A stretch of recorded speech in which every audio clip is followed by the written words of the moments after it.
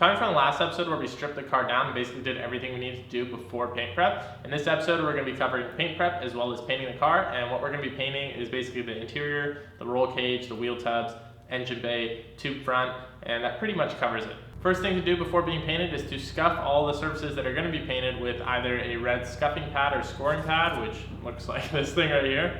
And once that's done, wipe all the surfaces down with a microfiber, and then depending on the situation, either simple green, acetone, or purple power. Basically your objective is to scuff it up and then clean it.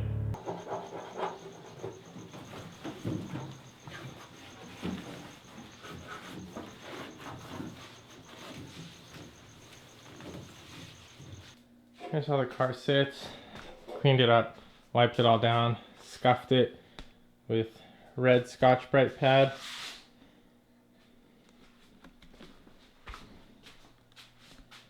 Trunk area is a mess. What we're going to start doing now is masking it off with some tape and chaw. Oh my god, this tape is going to eat the muscle. Yeah, because we don't have to cut plastic, it's easier. Bro, stop wasting that tape. That tape is a good one. Okay,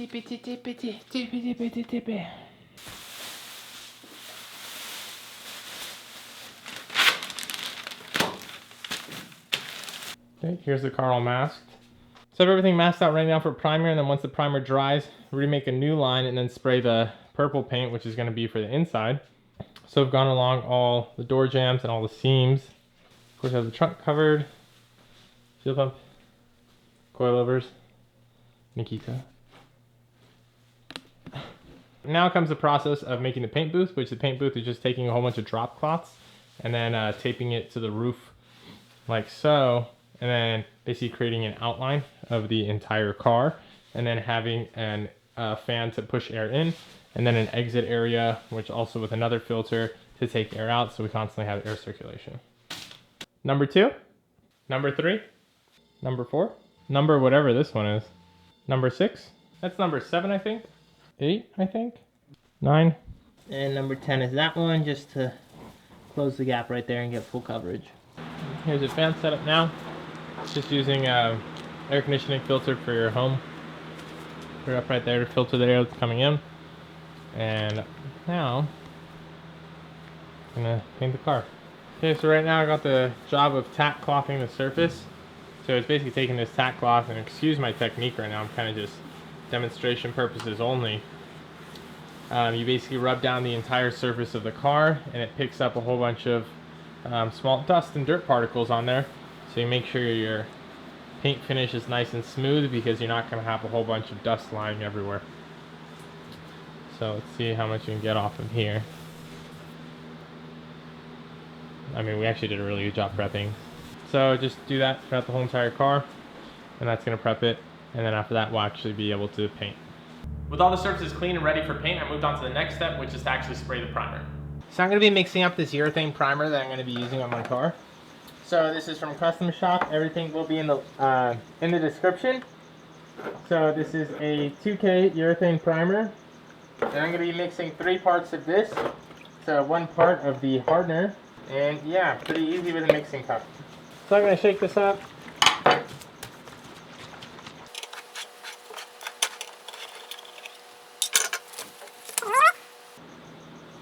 Make sure you get all that. Ooh, yeah. Gonna get all that mixed.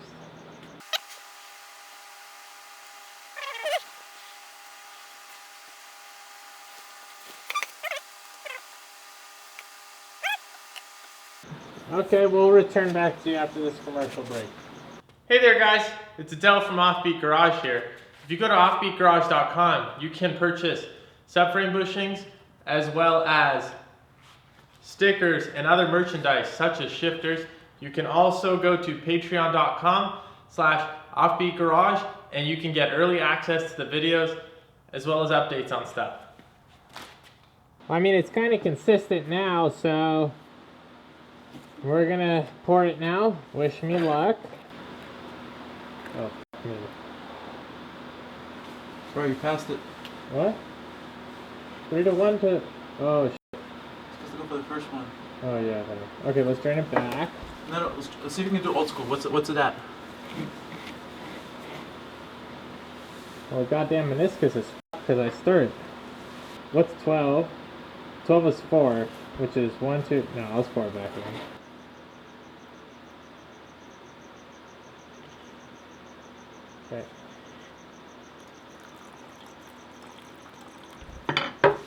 Okay then. Now I'll just pour it into the cup using the strainer. That's that.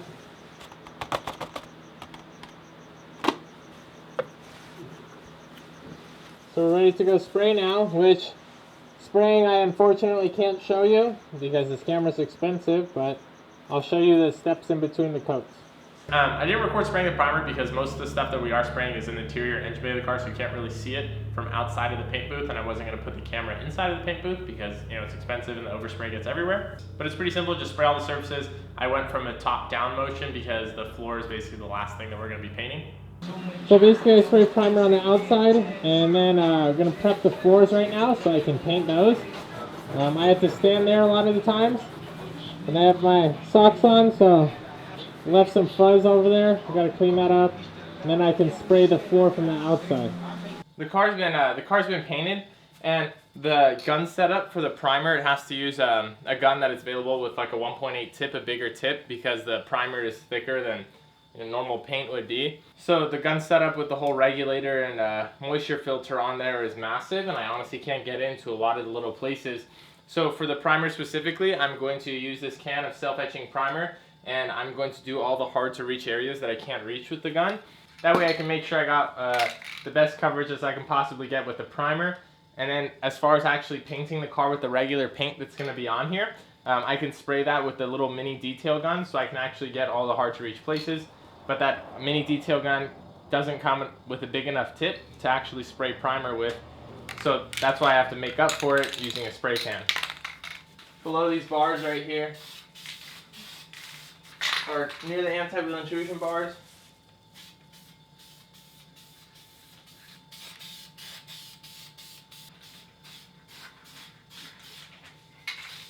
there we go with the rattle can. Got all the tough to reach spots, so move on. Honestly, looking back, I would have just used a spray can primer on everything because it was a lot more maneuverable inside, so you'd actually get to all the corners rather than doing it right now where I have to do like a two-stage process. It also seemed to lay down smoother than the primer that we were using, and also had less overspray, so you know that just makes things easier too. Now that the car's been primered and I've let it dry, I'm going to scuff everything down with this gray scuffing pad, and this is meant to prep up your surface in preparation for the base coat. So this is for scuffing up your primer. I'm going to go throughout the entire car, rub down everything, and then prep it, make sure it's all smooth and good to go, and then I can lay down my base coat. And then I have some Simba Green on microfiber, and I can clean the area. After I do this with the whole car, I'm just going to vacuum it, then I'll blow compressed air around everywhere, and then I'll vacuum it one more time. And once that's done, I'll move on to tacking the car and prepping it for paint.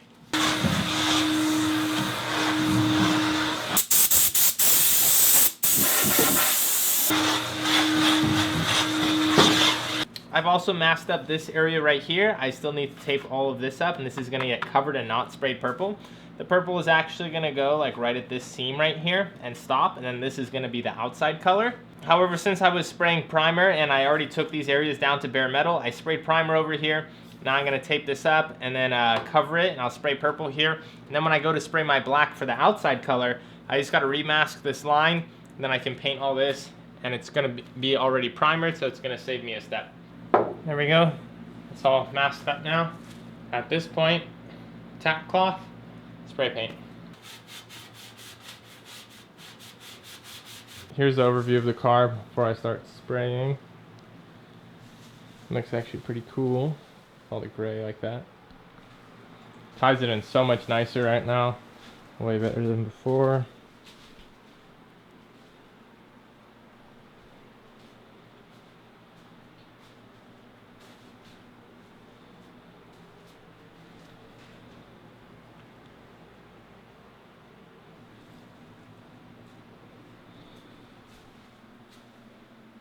Okay, so I'm going to be spraying my base coat now. It's an acrylic urethane. It's a single stage. Of course, single stage because of the roll cage and everything in there. Can't really maneuver around properly when you have a base coat and then put a clear coat on top, because you're going to have to stand on the floor at one point. So this is Fire Mist Purple. This is by TCP Global using the AU4001 hardener. And then the acrylic urethane, that's a AU-2920. This is going to be mixed 4-to-1. Holy shit. It's so sick. Bro, this is super dank, bro. This is so sick. Okay, I'm gonna... Oh boy. Gotta pour the super dankness. I gotta get all that to mix. Dude, the fact that you guys can't see the true awesomeness of this color is very disappointing. So now you get the Super Dank 5000, and you're going to pour it into your mixing cup. So I'm going to mix up just a small batch at first and put it into the mini detail gun right here, and I'm going to hit all the hard to reach areas first. That way I know I got all those covered, and then I can go in there with the bigger gun and then just spray everything and know that all the small hard to reach areas are good to go and I don't have to worry about them. 10 Bucks says I will spill the living shit out of all of this. 100% guarantee. I can guarantee this right now is gonna go all over the place. It's not even like a, oh, is it? No, it is.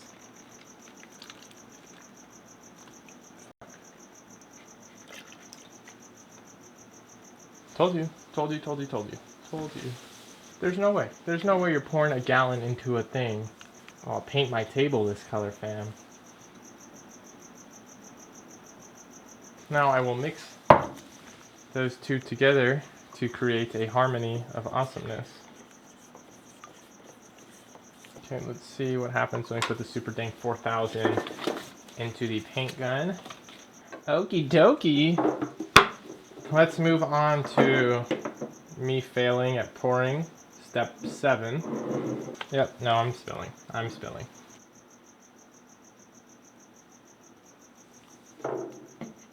Well, I'm gonna go paint now, so I'll update you.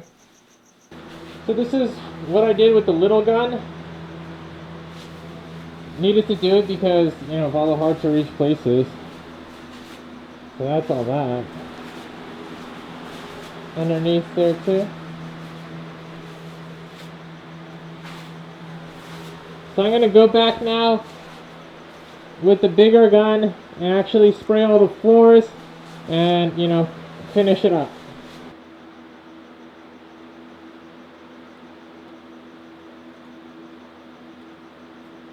Okay, time to go spray. So I finished spraying about 20 minutes ago. Here's how it is now.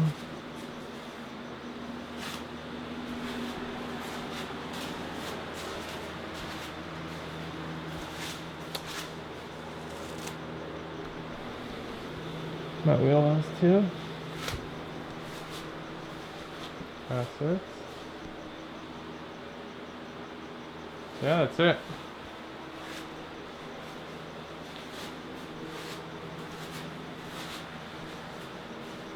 Took 4 hours to paint this. The detail gun took the longest, and then of course the bigger one that only took like a quarter of the time. Jeez.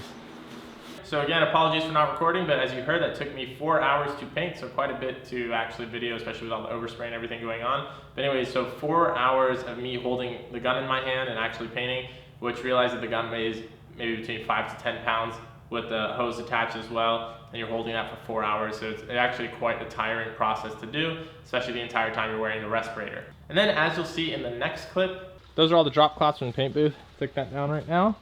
And there's the car. The windshield guy actually came in and he installed the windshield. And then after I did the last coat, I had my friend Nikita come over, and I had him come over so that way he could check over everything. And then, you know, other people have different eyes than you do as far as just like what they're looking at. So it's nice to have 2 different people looking at the same thing, so that way you guys can double check each other. So he came over and he pointed out that the firewall was a little bit splotchy, so I resprayed that. Parts of the roll cage too, under the harness bar, I completely forgot those areas for some reason. So I went through it and repainted portions of it. Also got to hang up the tube front, the bash bar, the little radiator bracket area, more radiator brackets, and painted all those. Nikita even came over after I had been painting for 4 hours and then went around with the flashlight and pointed out all the little spots that I was missing with the paint. So I had to go and spray those. And then we also hung up the bash bar and a tube front, and then I sprayed that. So that went on for another 5 to 6 hours of me holding the gun in my hand and painting again. So in total, to get this interior and everything that basically you see painted, it was just under 10 hours of me holding the gun in my hand and painting everything. And I just want to put that out there so people can realize how much work actually went into painting the car and getting everything done. So now the car is going to get unmasked and actually see what's under there.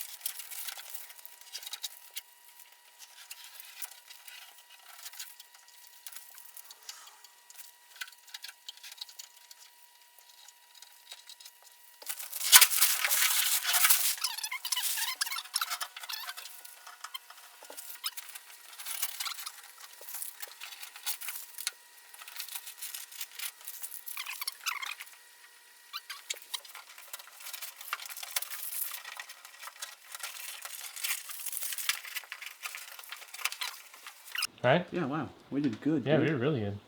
Yeah, That's the only part I was really worried about. Good thing we did more passes than that, because you would have really been visible from here. Oh yeah. No, that would have looked so bad. Yeah. As far as, you know, you're out there at the show. Yeah, yeah. Like, jeez. Good thing we did. Now I'm going to go and reassemble the entire thing. But there we go. Finally, it was painted, which was such an accomplishment. Then right as it was done being painted, I had to be at FD Irwindale. So we spent the next 16 hours assembling the car, and it went from a bare shell with nothing to a complete running shell on display at FD Irwindale. There you have it. I hope you guys enjoyed this episode and took away something to use on your own build. Yeah, that was quite a bit of a process. But anyways, I'll see you guys in the next episode.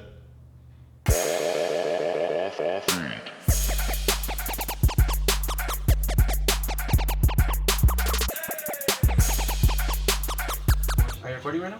Yeah.